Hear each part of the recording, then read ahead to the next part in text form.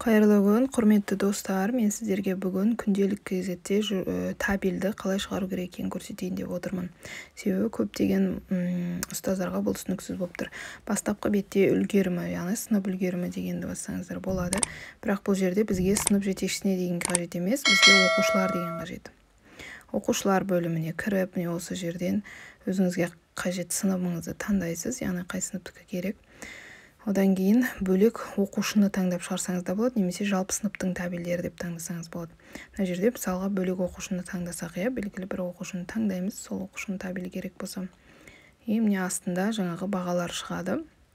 Сол бағаларға қарап тексеріп аламыз, барлығы дұрыс па. Сосын басып шығару деген батырманы басамыз. Бұл жерде табель номерін жазу керек. Міндетті түрде оқушы нешінші номермен жаңа табель алайын деп тұр, соны жазу керек. Одан кейін таңдау пәні бойынша деген жерге жаңағы мысалға кейбір пәндер НВП, бизнес деген пәндер кірмей қалуы мүмкін. Сол үшін өздеріңіз осы жерге жазып, зачет, яғни есептелінді деген белгіні қойып шығу керек. Осылай ЕСП деп қысқаша жазасыздар. Бірінші жартыжылдық, екінші жартыжылдық және жыл. Бірақ қорытындыға жазбаймыз. Сосын тәртібі деген жерге жақсы, өте жақсы деп жаза берсеңіздер болады. Жақсы, жақсы деп жылға дейін жазамыз, тоже қорытындыға жазбаймыз. Бірақ енді егер де экзамен тапсыратын сынып болатын болса, емтихан тапсыратын, онда қорытындыға дейін жазасыздар. Соңген басып шығару дегенді бассаңыздар, мынандай PDF файл ашылады.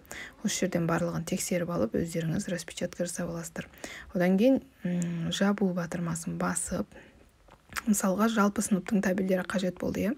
Жалпы сынып табельдері дегенге басамыз. Бірінші оқушыдан бастап 2, 3, 4 деп ары қарай өздеріңіз табель нумерациясын қойып шығасыздар. Одан кейін мысалға бағанағы НВП деген пән шығып тұр. НВП пәнін қосқаннан кейін тоже бүкіл балаға бірінші жартыжылдық, екінші жартыжылдық, жылдық деп СП, яғни есептелінді деген белгі қойып шығуларыңыз керек жылға дейін. Егер емтихан болатын болса, қорытындыға дейін. Емтихан болмайтын сынып болса, онда жылға дейін ғана қойыстыр. Сосын дәл солай тәртіпке де бірінші 90, екінші 90, үшінші 90 тәртібі қандай болды оқушының, соған байланысты жазып шығасыздар. Одан кейін басып шығару батырмасын басып бағанағыдай PDF файлда жүктелініп шығады. Мына жерде еще педагогикалық кеңестің шешімін міндетті түрде жазу керек. Мысалға 2023 жылдың 31 мамырындағы номер жаңағы осындайынша қаулы бойынша мысалы бұл 10-шы сынып болса 11-ші сыныпқа көшірілді, 2-ші сынып болса 3-ші сыныпқа көшірілді деген сияқты, 1-ші сынып болса 2-ші сыныпқа көшірілді деген сияқты сөйтіп жазасыздар. Одан кейін жаңа мақтау қағазы берілетін болса, мақтау қағазының нөмірін жазып, осындай мақтау қағазы берілді деп жазу керек. Тура осыны копировать етіп аласыздар да, басқа оқушыларға да тура осылай қойып шығасыздар қатарымен. Сосын егер де пәнді қосу керек болса, тағы да біреу пәнді қосу дегенді басып, осы жерден жаңағы өздеріңіздің пәндеріңізді қоса берсеңіздер болады. Одан кейін басып шығару батырмасын басып, бағанағыдай PDF файлды шығарып аласыздар. Міне осылай.